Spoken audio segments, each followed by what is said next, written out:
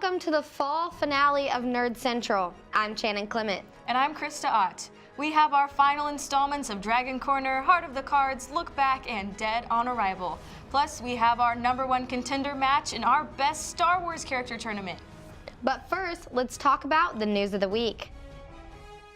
Spider-Man Into the Spider-Verse will be releasing later this month, but Sony is already planning the next installments in the universe. Along with a sequel to the film, Sony has announced a Spider-Woman film that will focus on 3 generations of women that have the powers of Spider-Man.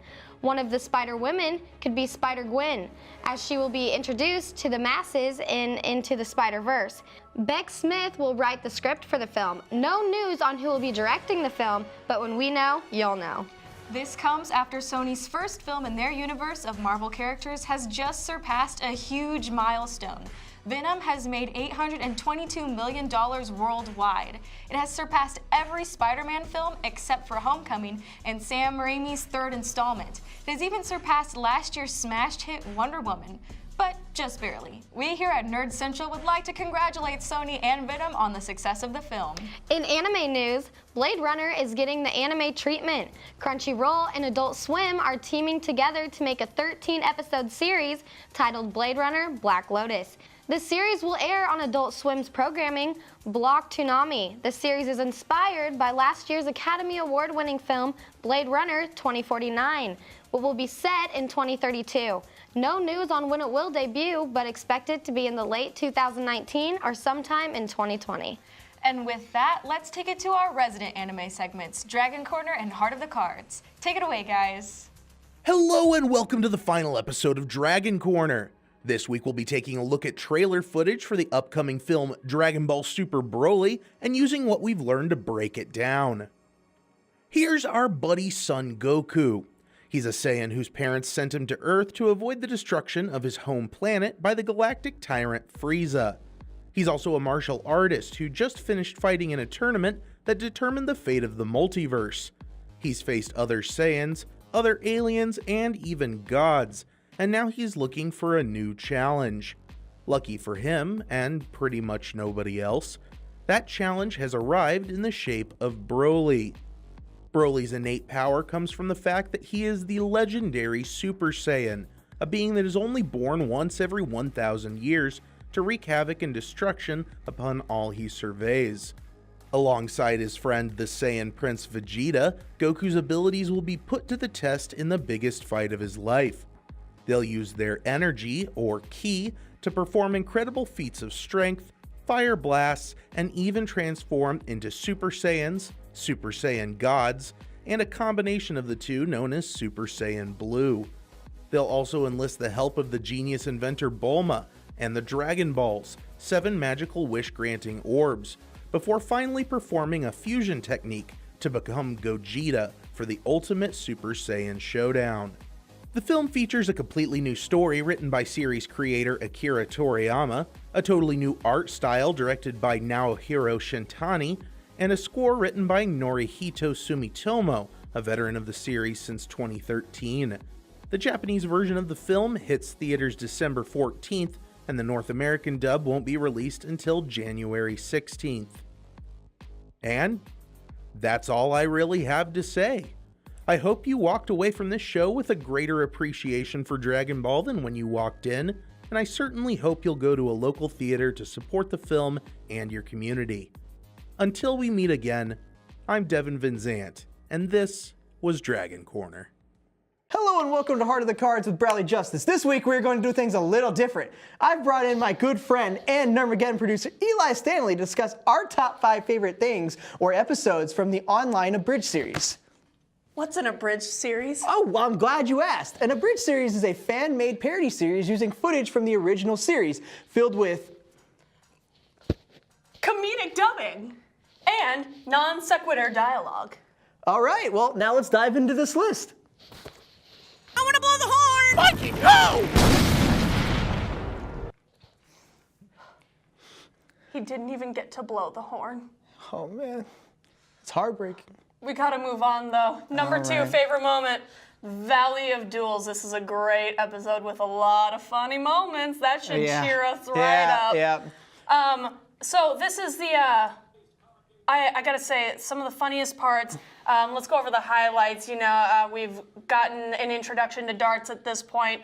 They let that little girl actually get struck by lightning on screen. Yeah, later. And hilarious, right? Yeah, and very inconsistent for kids, but you know, it's whatever. But my favorite part is whenever he jumps off right there and he goes, "Good thing I played all that Assassin's Creed," and then Taya's like, "How does that help you get good at parkour playing a video game?" And then Chris follows right behind, jumping on Sky like, "Good thing I played all that Banjo-Kazooie." That makes even less sense. It's just the funniest thing in the world. He's just like, what? All right, my favorite part though goes back to the introduction with darts. The fowl always trapped. Whack away. Trapped like a what? Exactly, Raphael will. Before long, the valley is inhabited by evil apparitions. Not that I'd expect your minuscule brain to comprehend it. Oh, It's the greatest It's so thing. fun, but you know, doesn't this battle come after our favorite episode of all time? it does come after. It comes near the end of a couple episodes after, but our favorite one of all time. Hey, Blondie! Watch me totally make this jump! You know there's a path leading down the other side of the... Yeah, Horsey, yeah! So that was the intro to this episode, The Breakup, which is easily our favorite. This is like right when we became friends, and this almost sealed it. Like, There's literally nothing at stake here, and a single loss wouldn't really hurt you. Curse you, Raphael! You've given me no choice! Wait, what? I have to activate the Seal of Orichalcos! No, you don't! Too late, it's activated! I hope you're happy, Raphael, the guy who totally made me do this against my will. my favorite part was obviously in the whole entire thing is like, too late, it's activated, and then we were just laughing so hard when he did that. We were already laughing at that, and then the car came down with the that sound. horn. Oh my God, I was crying, I couldn't breathe, I was coughing and choking, I had to get up, leave the edit bays, like I was dying. It was the funniest thing in the world. It was the funniest thing to see, and it still is. So, well, this has been the final episode of Heart of the Cards, and we decided to go out with a bang. So stay tuned for more Nerd Central. I guess what they say is, friendship, right? We are friends now, thanks to Yu-Gi-Oh! Oh shoot, did I just kill that joke? Just like you killed my brother! I didn't do that! Thanks, guys. We're going to take a short break, but when we come back, we will talk about all the news coming from the House of Mouse. Plus, we have our #1 contender match in our Best Star Wars Character Tournament. Stay with us.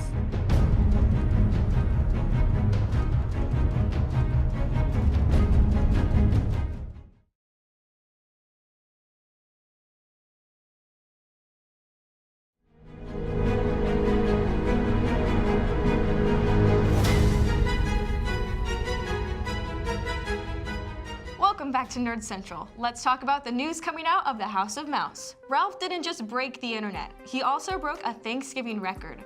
Ralph Breaks the Internet, along with the other top 11 films, brought in $314 million from Wednesday, November 21st to Sunday, November 25th. That was enough to break the previous record held since 2013 when The Hunger Games: Catching Fire and Frozen debuted to a total of $294 million. Ralph took in $84.5 million during that 5-day weekend, which was not enough to unseat the current record holder Frozen at $93.5 million. In second place came Creed 2, which took in $55.8 million. Ralph Breaks the Internet currently sits at an 86% on Rotten Tomatoes, with Creed 2 right behind at 82%. It might be a good time to go to your local cinema and check these films out before the aptly named Murderer's Row of films comes out, with every major studio releasing a film within a week of each other. If you do see Ralph, stay until after the credits. There's a little surprise for anyone who sticks around that long. In other Disney news, the first trailer for the live-action remake of The Lion King dropped on Turkey Day. And let's just say a lot of people saw it. The trailer debuted during the Cowboys-Redskins Thanksgiving football game and dropped online shortly after the premiere. It was watched 224.6 million times in the span of just 24 hours. That's good enough for second all-time behind the first trailer for the Avengers Infinity War last year with 230 million views. We say live action because this whole film is being made inside of a computer. It just goes to show how far computer-generated images have come in such a short amount of time. This remake is directed by Jon Favreau, the man behind the live-action remake of The Jungle Book in 2016. James Earl Jones is returning to voice Mufasa with Donald Glover and Beyoncé voicing Simba and Nala, respectively. The film will release on July 19th, 2019. Honestly, I don't think that it's going to be enough time to get me prepared for that scene. You know which one I'm talking about? Long live the king. Anyway, in Star Wars news, because Star Wars is a part of the House of Mouse, Lucasfilms has debuted new shorts on a newly created website and YouTube channel. The shorts are titled Star Wars Galaxy of Adventures and debuted on November 30th on StarWarsKids.com and the Star Wars Kids YouTube page. The shorts retell iconic moments in the Star Wars saga with our favorite characters returning. The series is help to the parents who introduced their kids to the galaxy far, far, far away without the fear of them seeing something the parents aren't ready to show them. This kicks off a year-long celebration of Star Wars culminating in the final chapter of the Skywalker saga with Episode 9 releasing December 20th, 2019. The first 6 shorts are available now with more coming this month and into 2019. But with a new show starting, unfortunately, we are here to report that another Disney show has come to an end. The third of the 4 big Marvel Netflix shows has been shown the door. Daredevil has been canceled by the service after only 3 seasons. It follows Iron Fist and Luke Cage when they got canceled in October. This could be gearing up for all these characters making their return on Disney+. We will just have to wait and see.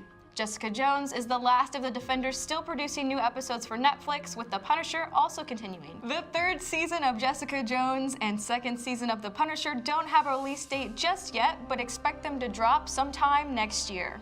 Now, let's take to our final installments of Look Back and Dead on Arrival. What do you have for the final week, Mikey and Cody?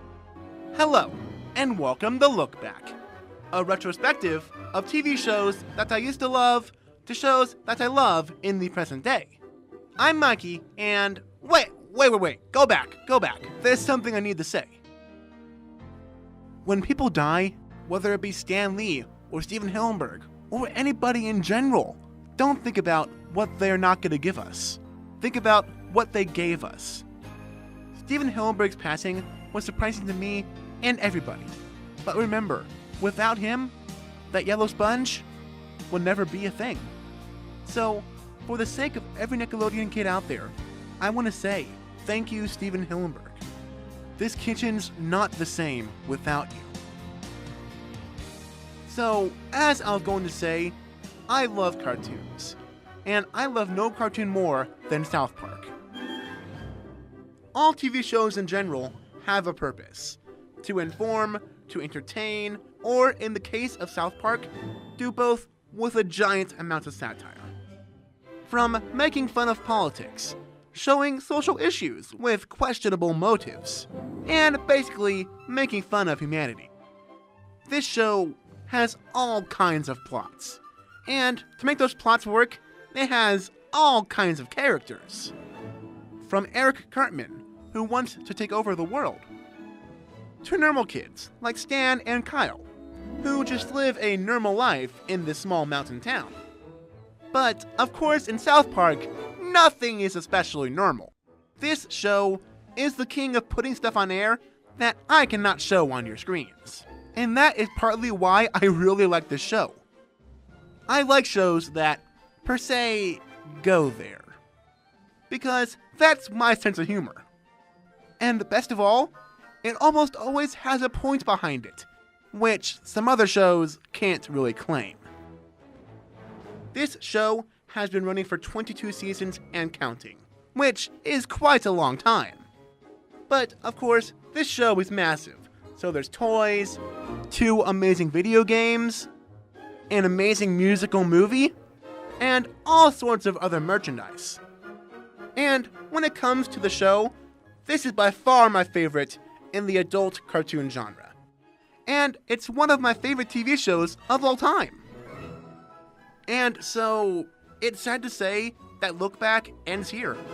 And I want to thank all of you for joining me on this journey from shows I loved as a kid to shows that I love in the present day.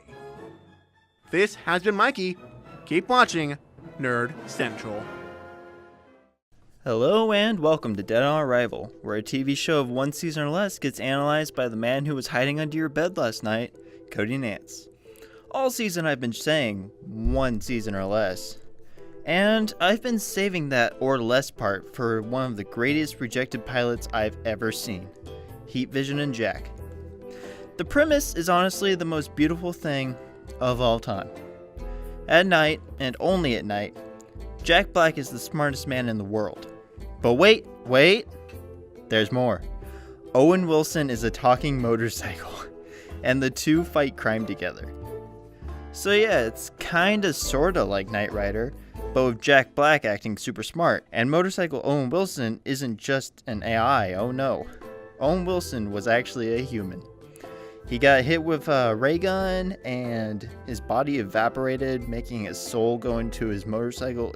It's weird. And Jack Black was also hit with the same ray gun, but it makes him uber smart instead of fusing him with a motorcycle for some reason. Wait a second, this is all sounding familiar. Two heroes going on an adventure to find one of the heroes' bodies? This is Full Metal Alchemist. Whoa! So, Coyote, you say it's just so funny, but how can that be true if the pilot got rejected? You know what, person who sounds exactly like me? I'm getting really sick of you interrupting me all the time.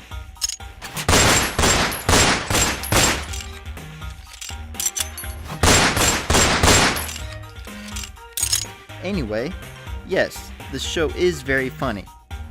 But it's funny in the way that The Room or Troll 2 is funny. In other words, this is really bad. And it's easy to see why it got rejected. But it's also really great to bust out and make fun of with your friends. Overall, this has been Dead on Arrival on Nerd Central. I'm Cody Nance, saying these visual effects will horrify and arouse you. Thanks, guys. One last piece of news for you guys, and it's not good news. Steven Hillenburg, the creator of our favorite sponge who lives in a pineapple under the sea, has passed away.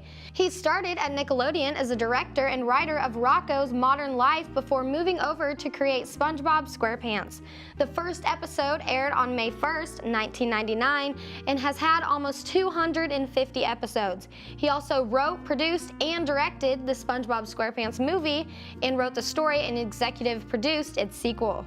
The cause of death was ALS, which Hillenburg was diagnosed with in March of 2017. Nickelodeon put out a statement reading in part, quote, "He was a beloved friend and a longtime creative partner to everyone at Nickelodeon, and our hearts go out to his entire family. Steve imbued SpongeBob SquarePants with a unique sense of humor and innocence that has brought joy to generations of kids and families everywhere," end quote. Hillenburg is survived by his wife of 20 years, his son, mother, and brother. He was 57. That's going to do it from us. You can get caught up on all of the previous episodes on KNWT YouTube page. Also, follow KNWT on Facebook, Twitter, and Instagram, and follow Nerd Central on Twitter at nerd_central_TV. After the break, we decide who will face our champion in our Best Star Wars Character Tournament. Now, if you'll excuse us, my co-host has to finally sweep up Mary Grace, since, you know, she kind of got dusted at the beginning of the season.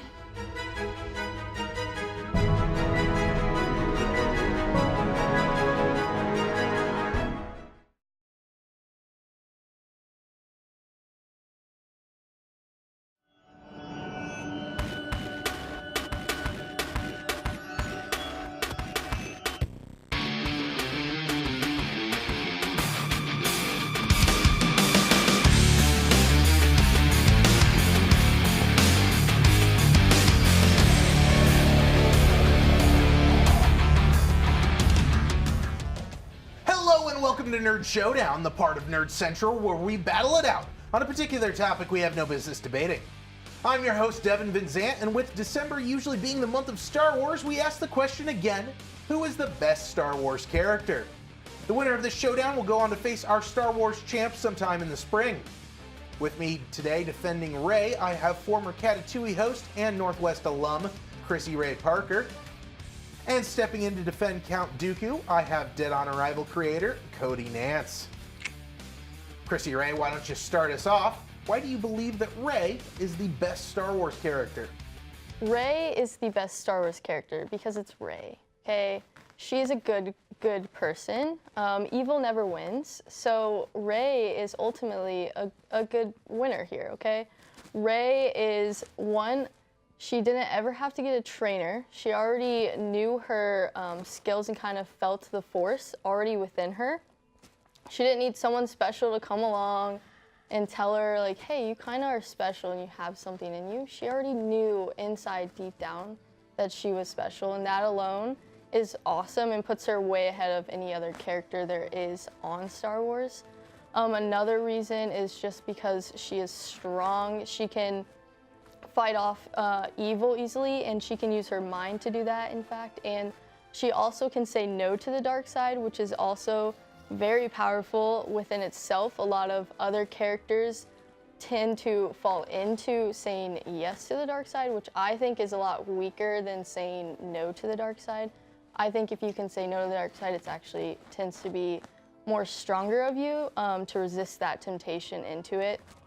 He is shown taking on Obi-Wan, Anakin, and Yoda at the same time and winning, cutting off the Chosen One, Anakin Skywalker's arm, and wounding Obi-Wan to get him out of the fight. And then he just kind of stalled Yoda until he could escape.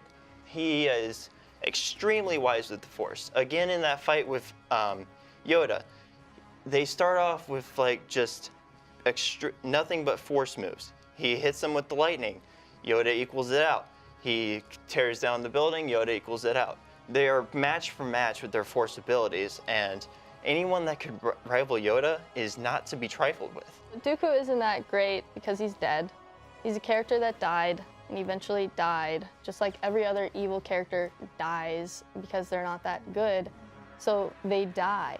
I strongly disagree with you because the fact that Rey has no training makes her a significantly weaker character. She uses the same lightsaber technique as younglings, which basically results to just flinging her arms around and hoping that she hits something. She gets all of her Force things by luck, essentially. She doesn't know about Force lightning, so Dooku can hit her with that with no way to counteract. She doesn't have the ability to do what's necessary sometimes. I believe Rey is the ultimate character because, as I've said before, she did not need any training like Dooku did, who needed all this training, and again, he has so many anger problems. Rey does not. She is steadiness, therefore she is kind of comparison, or you can compare her to Yoda, who Yoda defeated him, and well, it was easy for him to defeat him off in the Clone Wars. Dooku has his emotions very in check, while Rey really doesn't. She fought Kylo purely off of anger her first time after Han just died. That is going to do it for this week's showdown.